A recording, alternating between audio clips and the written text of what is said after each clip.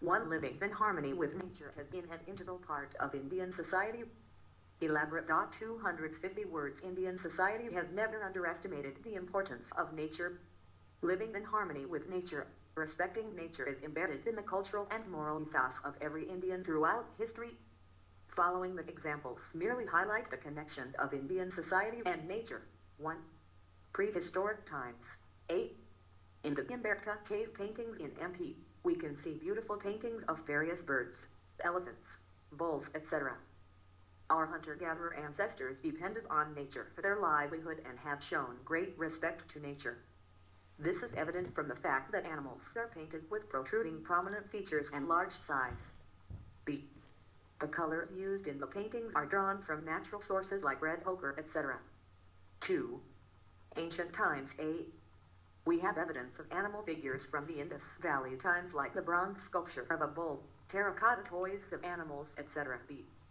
India is the birthplace of two great religions of the world, Buddhism and Jainism. Both religions emphasized on conservation of nature, protecting animals through innumerable teachings. C. Ashoka's Yama has edicts which specifically prohibit animal sacrifice, medical treatment of animals, etc. D. Katayana in Arthashastra laid down certain norms for environmental conservation. E. In Hindu philosophy, ever since the time of Vedas we have gods dedicated to the elements of nature. F. In Ishopanishad, we can find representation of reverence for nature. G. While constructing temples, special attention has been paid to nature. Temples have representations of Pungo and Yaduna in northern temple art forms. H. In southern temples, almost every temple has a Kunda pond which is frequently visited by animals and birds to quench thirst. 3. Medieval times. A. Sufism and the Bhakti movement have paid a lot of attention to the conservation of nature. B. Many Bhakti poets have through their paintings illustrated the importance of nature and the need to respect it. C. During Akbar's rule, except for rulers, others were banned from hunting. 4. Modern times. A. The Chitcode movement, started in Uttarakhand, is a very popular movement against felling of trees.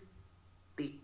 Various laws were enacted during British rule that aimed to limit the exploitation of nature. C.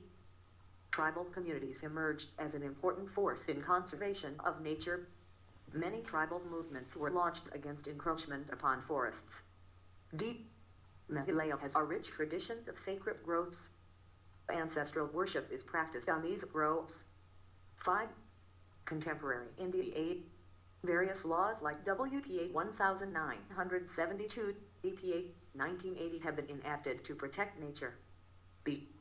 The tribal communities in India are respected for their intimate connection with nature. Various laws protecting the tribals have been enacted. C. Indian society has long resisted the exploitative forces of industrialization and modernization, some of which seek to cause environmental degradation in the name of progress. Sadly, with time our society has lost awareness about our rich tradition of living in harmony with nature. There is an urgent need to educate the masses and conserve what remains of the beautiful environment around us. Edit 1. Many more points could be included, like traditions that are coherent with nature, festivals that worship nature like Makar Sankranti, Godavari Pushkaram. The connection and need for harmonious relation with nature could be pointed out by Ganga pollution which has affected lives of millions. Other points like 1. Bathing ceremony, disiltation of pond, fencing around the pond by community. 2. Animal and tree worship, plantation of trees in the temple premises and on any selected piece of land which are usually used for performing the religious activities. Limited access, only few people are allowed to access. 3. Sowing and harvesting of crops. 4. Bhajan singing traditions, important part of cultural life, sings song in folk atmosphere and moralize people through songs and encourage them not to harm natural resources. For the development of society and welfare in the context of India, globalization